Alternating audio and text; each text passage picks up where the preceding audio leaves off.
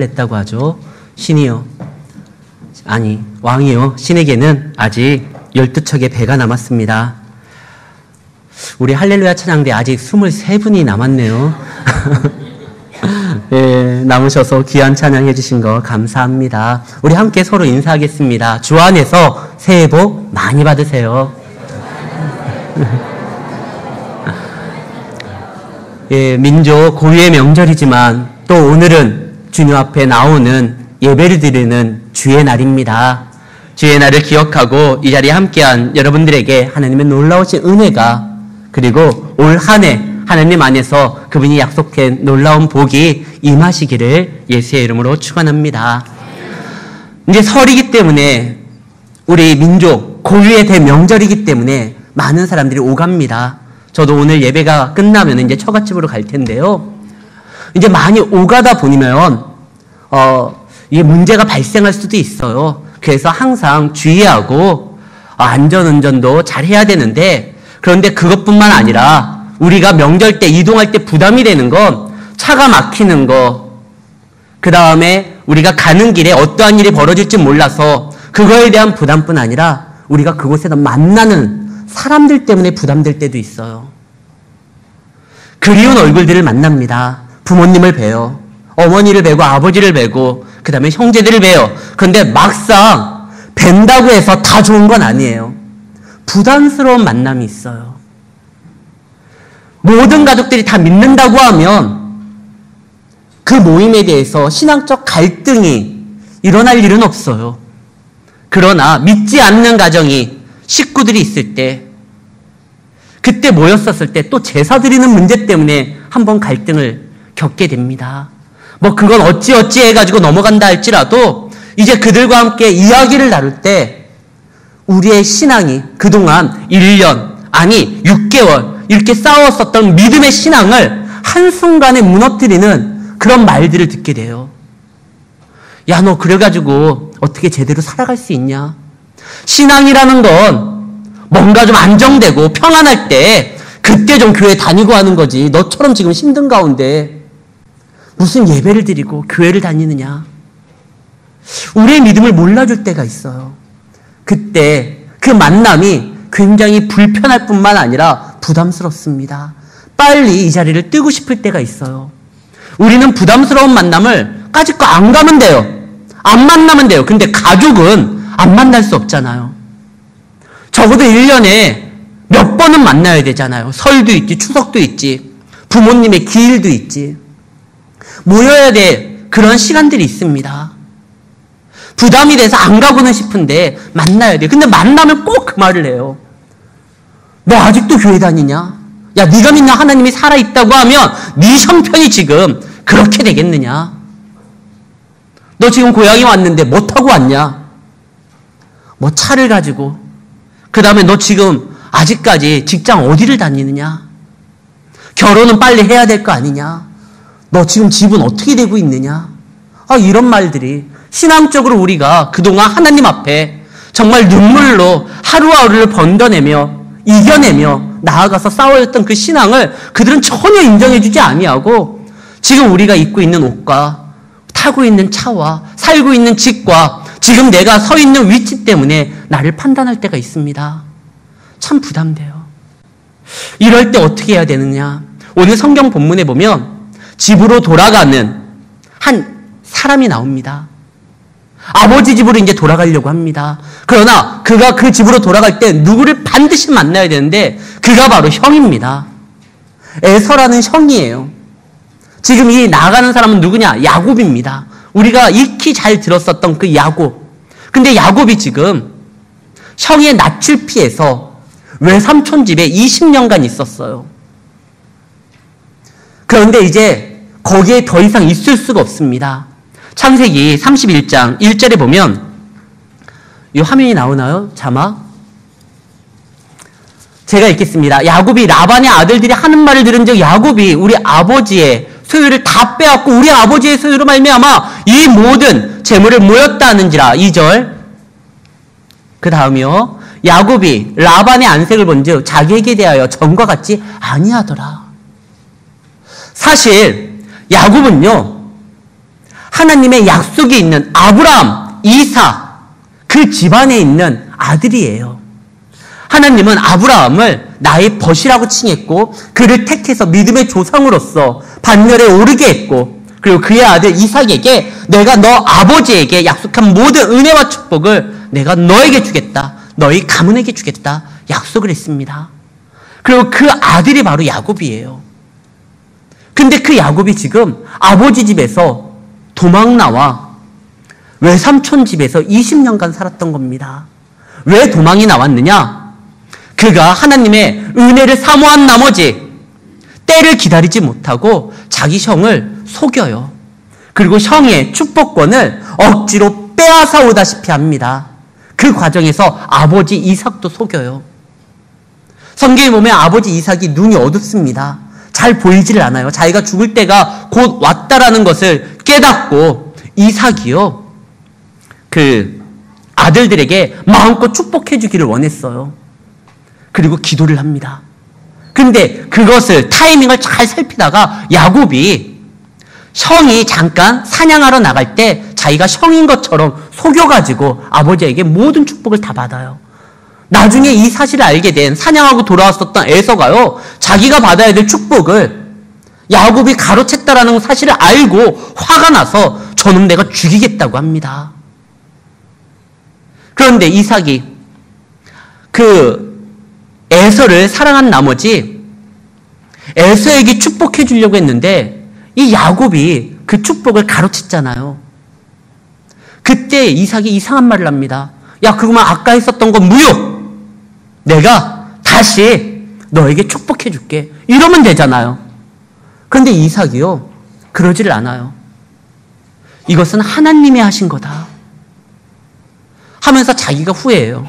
이삭이요. 우리가 잘 아는 그 아브라함의 아들 이삭은요. 그의 일평생에 있어서 노라고 해본 적이 없어요. 그가 살아오면서 노라고 말해본 적이 없어요. 아버지가 자기를 꽁꽁 묶어가지고 하나님이 지시한 모리아 산에다가 그를 얹혀놓고 누워놓고 칼을 들여서 그를 죽이려고 할 때도 이삭이요. 이혼 안 된다라고 이야기를 하지 않아요. 결혼은 남자에게 굉장히 중요합니다. 아니 뭐 여자한테도 중요하죠. 결혼은 인생에 있어서 결혼은 굉장히 중요한 사건인데도 이삭이요 연애 결혼하지를 않아요. 자기의 짝을 아버지가 그냥 종을 통해 가지고 이렇게 데려온 사람 그와 맺어주는데 이삭이 난 내 타입이 아닌데요. 이런 말 하지 않아요. 그냥 결혼해요. 이삭의 인생을 보면 한 번도 노라고 해본 적이 없어요. 심지어 자기 아버지가 파놓았었던 우물을 자기가 다시 파물을 인하여 그거 자기 거거든요. 아버지가 판 우물이기 때문에.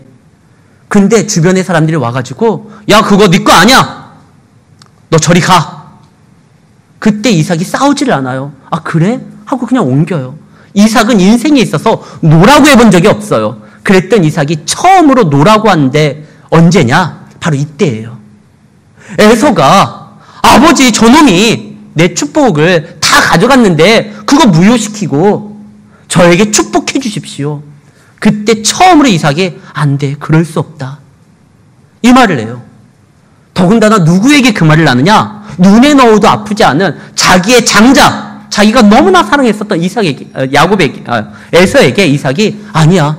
내가 너에게 그럴 수가 없어. 왜? 하나님이 사실 나에게 말을 해주는 게 있거든. 네 어머니가 너희들을 품었을 때 그때 하나님께서 작은 자가 큰 자보다 더 위대하게 될 것이고 큰 자는 작은 자를 섬기게 될 것이다. 그 말을 했는데 내가 그동안 내가 너를 너무나 사랑해서 장자인 에서 너를 사랑해서 너만 끼고 돌았는데 하나님은 나에게 해주셨던 그 예언의 말씀처럼 야곱에게 너의 동생에게 축복 주기를 원했었구나. 처음으로 노라고 해요. 근데 어쨌든 그가 노라고 했지만 그것으로서 문제가 해결된 게 아니에요. 에서는 너무나 화가 났습니다. 내가 저놈을 죽여야지. 그리고 아버지가 곧 죽을 줄 알았어요. 진짜. 왜냐면 이 이삭이 눈이 어두워졌고 자기가 죽을 때가 가까운 줄 알고 그 두 아들에게 축복을 한 거거든요. 근데 나중에 성경을 보면 이삭이 그로부터 20년 동안 죽지를 않아요. 어떻게 된 건지 이삭이 죽지를 않아요. 그래가지고 이제 어쨌든 이삭이 계속 야곱을 다시 만나는 날까지 이 생명을 살고 있는데 이 야곱은 아버지가 금방 죽을 줄 알았어요. 아버지가 죽으면 이삭이 죽는 그 순간에 에서가 자기를 죽일 것이다 라고 판단해가지고 도망을 갑니다. 그 라반이라는 외삼촌 집에 도망을 가요. 아니 원래대로 됐잖아요. 하나님께서 축복을 야곱에게 주려고 했는데 야곱이 받았잖아요. 축복을 받는 그 순간 그의 인생이 형통해야 되는데 오히려 그 집을 떠나야 됩니다. 도망가야 돼요. 왜? 야곱이요. 아무리 자기에게 하나님의 은혜가 충만하게 채워지고 자기에게 장자의 축복이 이루어진다라는 그 약속이 있었다 할지라도 하나님의 때를 기다리지를 못했어요. 마치 하나님의 축복을 뺏어가듯이 자기가 하나님의 때보다 앞장서서 아버지도 속이고 형도 속이고 그것을 자기 것으로서 움켜쥘 때 그것이 복이 되지 않았어요. 분명 야곱은 축복을 받는 자입니다. 그렇게 예언되었어요. 그러나 그 축복은요, 하나님이 허락하는 그분의 때에 주어지는 것이지 내가 뺏는 것이 아니에요. 야곱은 아직까지 훈련을 더 받아야 돼요. 우리가 보기에 야곱이요, 믿음 좋은 것처럼 보여요. 엄마 말 잘 듣고 집안 살림 잘하고 하나님의 은혜와 축복, 자기 가문에 있는 할아버지의, 아버지의 그 약속된 축복이 자기에게 임하기를 소망하며 예배자리로 나오기를 원했었던 그 이삭, 믿음 좋아 보였잖아요. 그러나 그는요, 아직 훈련을 많이 받아야 돼요. 그에게는 결점이 많았어요. 그는 정말 속이는 자였었고 아버지까지도 이용하는 자였고, 제가 지난주 월요일 날 대전에서 건강검진을 받았습니다. 건강검진 끝난 다음에 아는 형이 병원을 하고 있는데요. 그 형네 갔어요. 잠깐 들릴 일이 있어서. 근데 그 형이 저를 딱 보자마자 내가 설 선물로 너의 얼굴에 있는 모든 점을 빼주겠다는 거예요.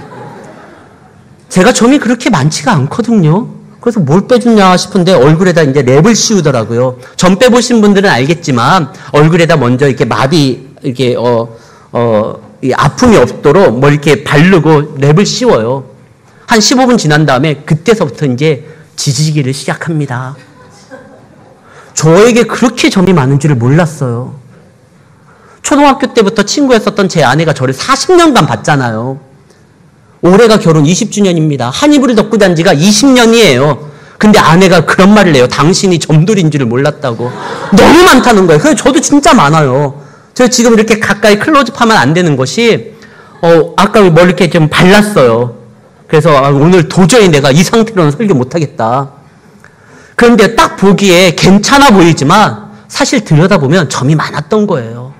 이삭이 믿음이, 죄송합니다, 야곱이 믿음이 좋은 줄 알았지만 그는 아직까지 깨어져야 되고 부서져야 되고 하나님 안에서 다듬어져야 될 부분이 많았어요. 그러나 이삭의 집에서는 그것이 이루어지지를 못해요. 왜? 그를 끼고 사는 어머니 리브가가 아이고 야곱 하면서 그를 자꾸 품으니까요. 그래서 결국 어떻게 되느냐?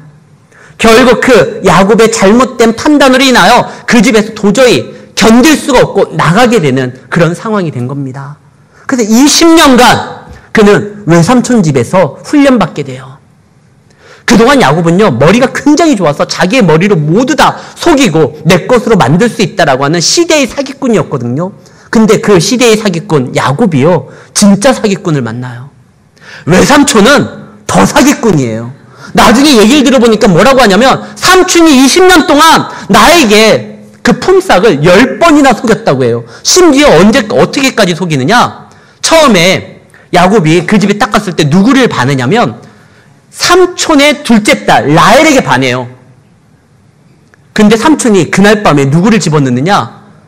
잠자리에 첫째 딸 레아를 집어넣어요. 이 삼촌 라반은요, 자기 딸도 사기를 치는 데 있어서 이용하는 인간이에요. 야곱이 그동안 자기의 머리가 좋은 걸로 인하여 자기가 다 할 수 있다고 생각했는데 진짜 사기꾼을 만나니까 10번이나 속임을 당합니다. 그러면서 야곱이요, 그곳에서 라반의 집에서 하나님만을 이제 바라보게 됩니다. 그런데 원래 그가 라반으로 향할 때, 그 라반의 집으로 향할 때 하나님이 그에게 나타나거든요. 그러면서 이런 약속을 해요. 베델이라는 곳에서 야곱에게 나타났던 하나님이 내가 너를 다시 돌아오게 할 거고 내가 너에게 큰 은혜와 축복을 줄 것이다. 너는 이곳에 와서 다시 예배를 드려야 된다. 그런데 이 야곱이요, 이 라반과 함께 살면서, 삼촌과 함께 살면서 치열하게 머리다툼을 하지만 번번이 질 때 그래도 하나님이 그와 한 약속을 기억하고 지키기 위해서 그에게 은혜를 줍니다. 은혜를 주는데 안 돌아와요. 다시 돌아와야 되는데 안 돌아오니까 어떻게 하느냐? 하나님이 강제적으로 그가 돌아올 수밖에 없는 상황을 만듭니다. 무엇이냐? 라반의 아들들이 아까 읽었었던 말씀처럼 라반의 아들들이 야, 야곱이 우리 아버지 재산 다 가져간다. 야곱이 그 얘기를 듣고 외삼촌 얼굴을 보니까 전과 같지 않아요. 이 라반이 외삼촌이지만 또 자기에게는 뭐죠? 장인이에요. 자기 아내의 아버지잖아요. 근데 자기를 바라보는 눈빛이 예전 같지 않아요. 내 저놈, 내가 저거 언제 한번 손 봐야지. 이런 얼굴이에요. 야곱이 야, 여기 있다가 큰일 나겠다 해가지고 이제 아버지 집으로 돌아가자. 하나님께서 약속한 그 유업이 있는 땅, 그곳으로 좀 돌아가자. 그래가지고 이제 돌아갑니다. 돌아가는데 누구를 만나야 되느냐? 에서를 만나야 돼요. 비록 아버지가 오늘날 내일날 하고 있지만 사실 뭐 20년 전서부터 죽을 줄 알았는데 그 이삭이 계속까지 생명이 이어져 가고 있잖아요. 아버지가 죽기 전에 내가 아버지 집에 가서 아버지의 낯을 보고 아버지의 하나님과 함께 그곳에서 내가 삶을 살아가야 되겠다. 근데 지금 아버지가요, 현역에서 물러났어요. 이 이삭의 집안의 모든 대소사를 누가 이제 관장하려느냐? 장남인 에서가 관장을 하고 있어요. 야곱이 돌아가기 위해서는 누구를 만나야 되냐? 에서를 만나야 되는 거예요. 20년이 지났지만 그가 그 아버지 집을 떠나야 됐었던 이유가 해결된 게 하나도 없어요. 왜 떠났죠? 에서의 낯을 피해서 도망갔는데 에서가 지금도 건강한 모습으로서 그 아버지 집에 실권을 잡고 있으면서 자기가 돌아올 때 어떻게 너 가만두지 않겠다. 그 기세등등하게 있는 거예요. 아버지는 뵈야 되는데 하나님의 약속과 유업이 있는 곳은 그곳인데 근데 거기를 가기 위해서는 누구를 만나야 되냐? 에서를 만납니다. 문제는 이 에서가요, 세상에서는 굉장히 영웅시 취급을 받아요. 야곱은 그동안 나름대로 자기도 외삼촌 집에서 성공을 이루었다라고 생각을 하지만 세상적인 눈으로 보면 에서에 비견할 바는 못 됩니다. 에서는 사냥꾼이었어요. 고대근동 아시아 때 사냥꾼은요, 상남자의 상징입니다. 에서는 사냥꾼이었고 상남자였고 뿐만 아니라 에서는요, 그 시대에 인정받았었던 그 유지였어요. 이삭은요, 족장이었습니다. 족장이라고 해서 시시하게 생각하면 안 돼요. 족장은 한 가문을 다스릴 뿐만 아니라 그 지역을 움직이는 자예요. 거기에 아들로서 지금 행동하고 있습니다. 나중에 보면 에서가요, 야곱을 만나기 위해서 400명의 사병을 이끌고 돌아오는 장면이 나옵니다. 에서가 그만큼 힘이 있는 위치에 있는 거예요. 야곱이 그 에서를 만나야 돼요. 아이고, 안 갈 수도 없고 가자니 에서가 나를 어떻게 해야 될지를 모르겠고 고민하다가 그래도 내가 가야 될 길이 그곳이니까 가는데 하나님께서 놀라운 역사를 야곱에게 보여줍니다. 바로 32장 1절입니다. 야곱이 길을 가는데 하나님의 사자들이 그를 만난지라. 야곱이 그들을 볼 때에 이르기를 이는 하나님의 군대라 하고 그 땅 이름을 마하나임이라 하였더라. 에서가 지금 가려고 하는 그 길에 누구를 보냐? 하나님의 군대를 보는 거예요. 여기에서 하나님의 군대라고 표현되는 이 히브리 말에는 두 진영이라는 뜻이 담겨져 있습니다. 하나님의 군대가 그냥 소규모로 있는 것이 아니라 두 진을 이루는 수많은 허다한 천사들이 지금 자기 앞을 지나가고 있는 걸 보게 되는 거예요. 평소에는요, 야곱의 눈이 영안이 띄어지지를 않았어요. 우리가 보면 우리 남자들 분명히 서랍을 열었는데도 양말이 안 보여요. 속옷도 안 보이고 이놈의 리모컨은 맨날 어디로 갔는지 안 보여요. 근데 아내나 엄마는 금방 보여요. 여보, 내 양말 어디 있지? 아, 거기 있잖아. 여보, 리모컨 어디 있지? 거기 있잖아. 아, 그들은 보이는데 우리 눈에는 안 보여요. 왜? 여자들한테는 왜 보입니까? 실제로 아내나 엄마는요, 그 집안의 살림을 전체적으로 다 하고 있기 때문에, 또 일하고 있기 때문에, 그것을 실제로 어디에다 놨는지 다 알기 때문에 그게 보이는 거예요. 하나님은 이 세상을 감찰하십니다. 그리고 당신의 뜻대로 움직이십니다. 그래서 하나님은 다 보여요. 근데 우리가 잘 안 보여요. 그때 가끔 가다가 하나님께서 우리의 눈을 열어주실 때가 있습니다. 엘리사 시대 때 그 엘리사를 죽이기 위해서 군대가 동원이 돼가지고요, 엘리사가 있는 곳에 그 적의 군대가, 아람 군대가 엘리사를 죽이기 위해서 진을 쳐요. 그때 엘리사의 사환이었었던 게하시가 이제 우린 죽었습니다 할 때 엘리사가 그런 말을 해요. 아니다. 우리의 적보다 우리와 함께하는 이들이 더 많다. 뭐가 많아요? 그때 엘리사가 기도를 합니다. 하나님, 이 게하시의 영안을 열어주십시오. 딱 열리니까 아람 군대보다 더 많은 하나님의 병과 마병이 진을 치고 있었던 장면이 나와요. 우리가 살아가는 인생에 있어서 하나님이요, 지금도요, 보이지는 않지만 그 권능의 팔로서 우리를 안으시고 우리를 인도하신다는 사실을 믿으셔야 됩니다. 하나님은 우리를 보호하고 계세요. 우리를 지키시고 계세요. 우리가 가는 길에 앞서서 하나님의 군대를 보내주시고 계세요. 근데 우리가 그걸 잘 믿음으로 잘 못 보니까 하나님이 원망스럽고 하나님 앞에 불평할 때가 있어요. 근데 하나님께서 지금 야곱에게 그 부담스러운 만남이 있는 그 길에 나아가는 데 있어서 먼저 하나님이 군대를 통해서 그를 보호하고 있다는 사실을 보여줍니다. 그의 눈을 열어줘요. 왜 그러냐면 이번에 만남이 그동안 20년 동안 훈련받았었던 야곱의 믿음을 송두리째 뒤집어 엎을 만큼 굉장히 위험한 상황이 놓여있기 때문에 야곱으로 하여금 먼저 하나님의 군대가 그를 지키고 있다는 걸 보여줌으로 그 위기를 잘 감당하고 이기도록 만드는 거예요. 우리는 우리 앞에 펼쳐지는 위험이 뭔지 잘 모릅니다. 그러나 은혜를 받은 자는 그 어려움이 왔을 때 그 은혜 때문에 조금 더 견딜 수가 있어요. 예수님의 제자들이 언제 가장 큰 시험을 받게 되죠? 예수님이 십자가에서 죽으실 때예요. 그것을 앞두고 예수님이 무엇을 보여주셨느냐? 변화산 사건이 나옵니다.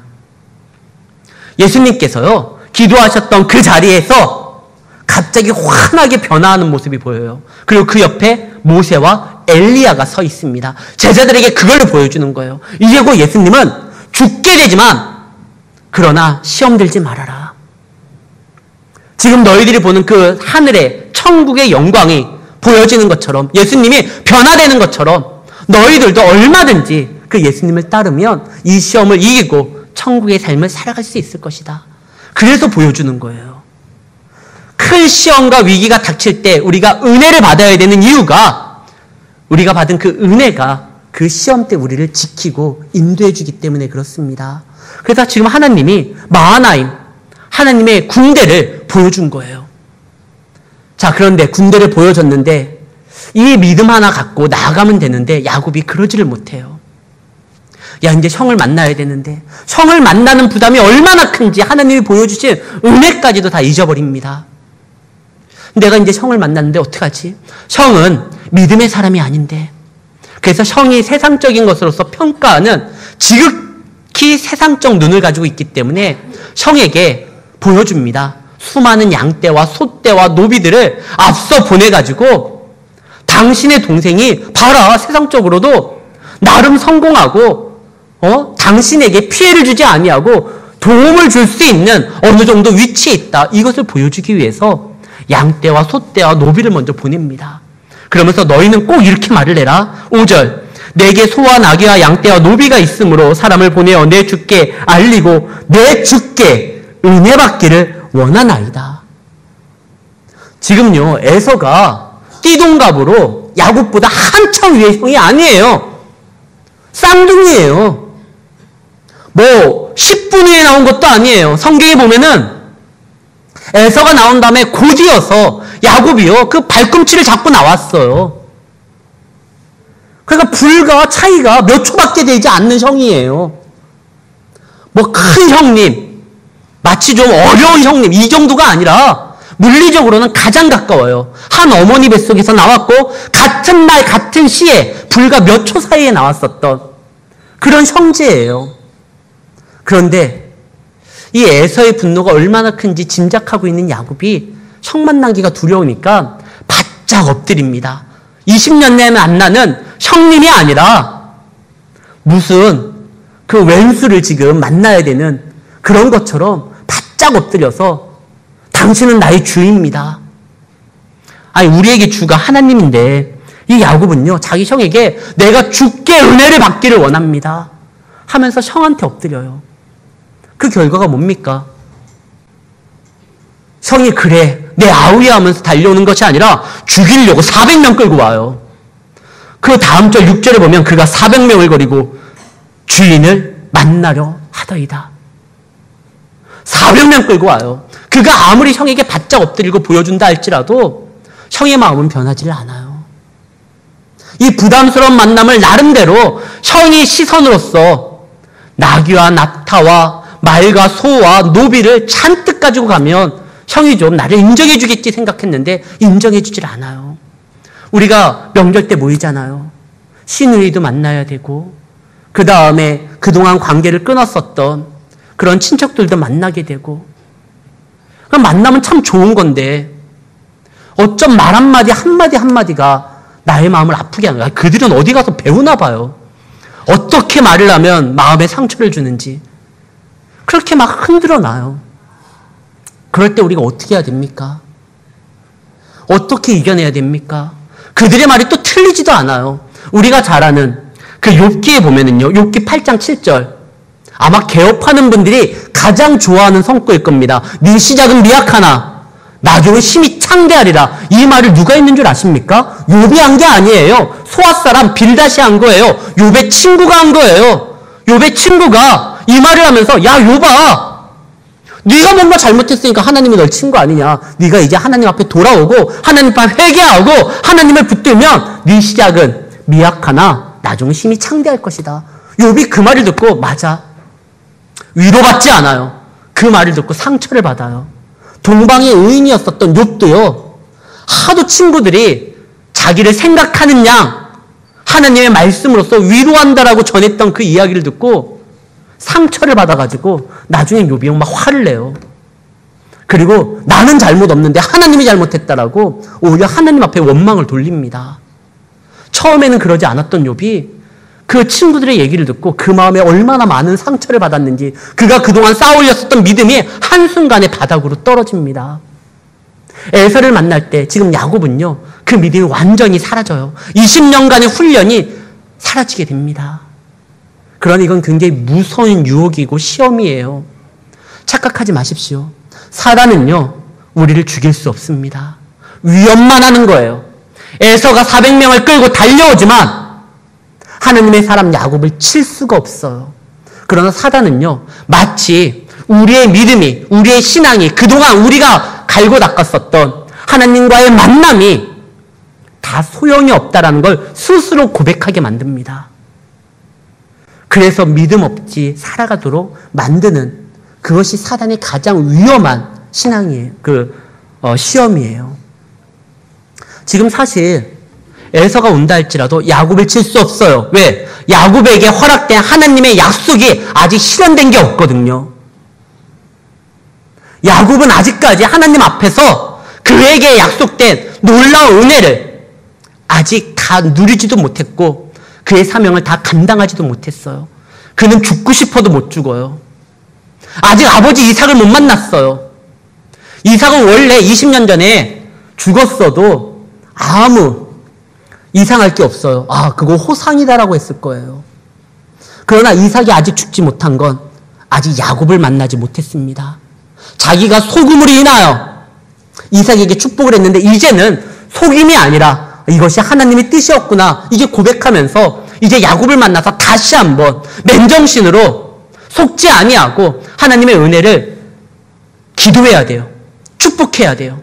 그것이 사명이 남았기 때문에 20년간 죽고 싶어도 못 죽어요. 야곱도 마찬가지예요. 그의 사명이 다 끝나기 전까지는 하나님께서 그를 지킵니다. 그러나 위협하는 에서의 400명을 보고 야곱이요, 굉장히 큰 시험에 들게 돼요. 그 믿음을 다 쏟게 돼요. 정말 믿는 거 아무 소용이 없구나. 그러나 참 은혜가 하나가 나옵니다. 그게 무엇이냐면, 아까 내가 이 길로 가는데 누굴 보았지? 하나님의 군대를 봤지. 하나님이 나를 보호하고 계시지. 마하나임이 있었지.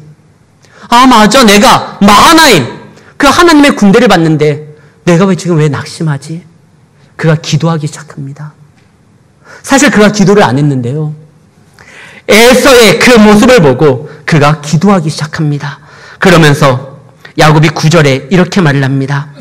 야곱이 또 이르되 내 조부 아브라함의 하나님, 내 아버지의 이삭의 하나님 여호와여, 주께서 전에 내게 명하시기를 내 고향 내 족속에게로 돌아가라. 내가 내게 은혜를 베풀리라 하셨지 않습니까? 이제 돌아가려고 하는데, 이제 하나님의 약속을 붙들고 나아가려고 하는데 지금 큰 시험이 있습니다. 지금 큰 어려움이 있습니다.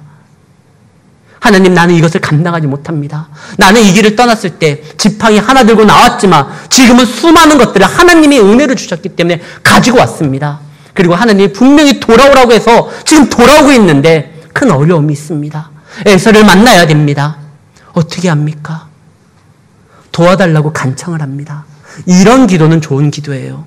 하나님 앞에 투쟁하고 투정 부리고 항의하는 기도가 아니라 약속에 비추어서 이야기하는 거예요. 내가 지금 신앙으로 나아가려고 하는데, 믿음으로 나아가려고 하는데 나에게 상처 주는 저 에서가 있습니다. 저 에서가 지금도 나에게 어떻게 행동해야 될지를 모르겠어. 내가 두려움에 떨고 있습니다. 하나님, 나는 못하니까 당신이 해결해 주십시오. 우리는 못하는 거 하나님만 하실 수 있습니다. 아브라함은 못했었던 그 바로의 위협을 하나님은요, 바로로 하여금 떨게 만들었어요. 뭐 대단한 거 하지 않고 꿈으로 바로를 꾸짖어서 바로가 벌벌 떨어서 아브라함에게 왜 나에게 이랬느냐 하면서 아브라함에게 많은 것들을 주면서 자, 빨리 가라, 이렇게 얘기하는 장면이 나와요. 심지어 그 사기꾼, 그 라반도 변화시키는 분이 하나님입니다. 사실 야곱이요, 떠날 때 라반이요, 야곱을 죽이려고 무리를 이끌고 나아가는 장면이 나와요.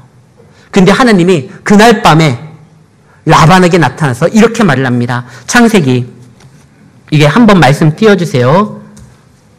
창세기 31장 24절 29절입니다. 창세기 31장 24절. 제가 읽겠습니다.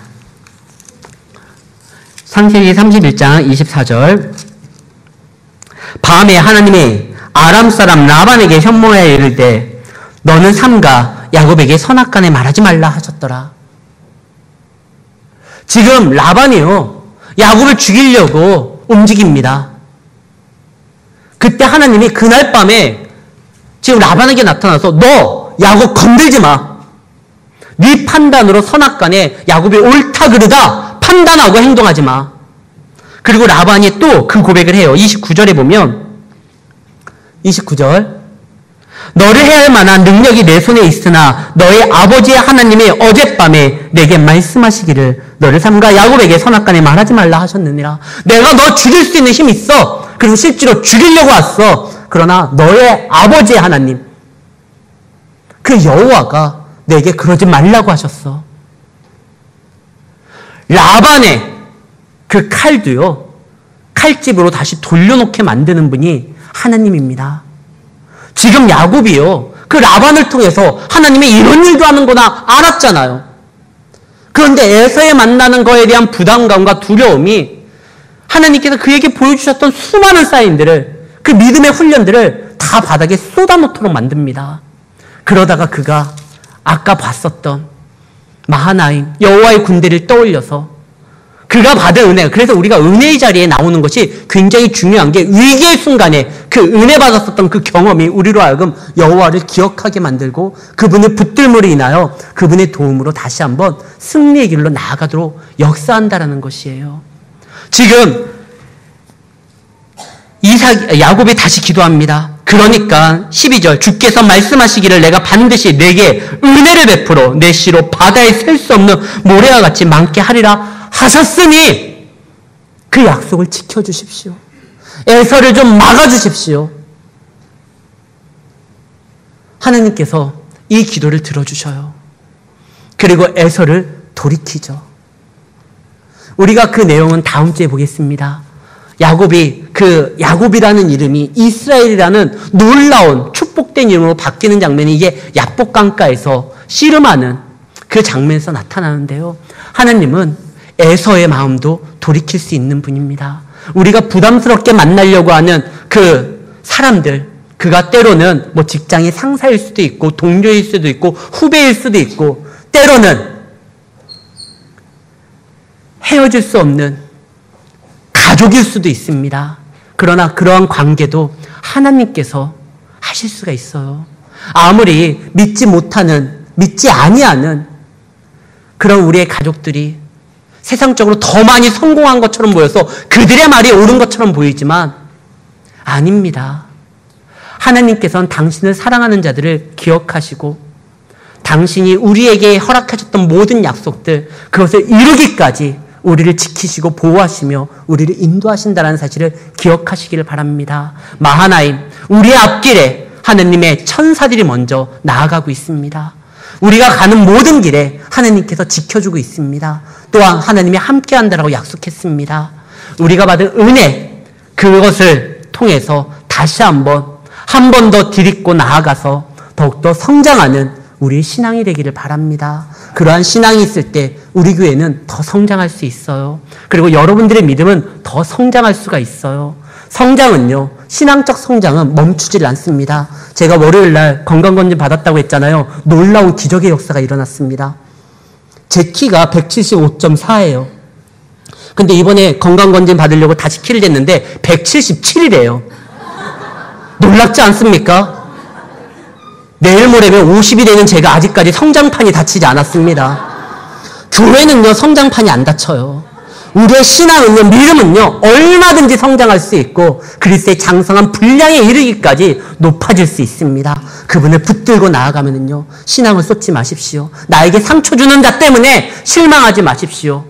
우리에게 믿음을 주시는 하나님을 바라봄으로 인하여 승리하시고 하나님 안에서 늘 감사함으로 나아가는 우리 성도님들이 되시기를 예수의 이름으로 축원합니다. 하나님 아버지 감사합니다. 믿음을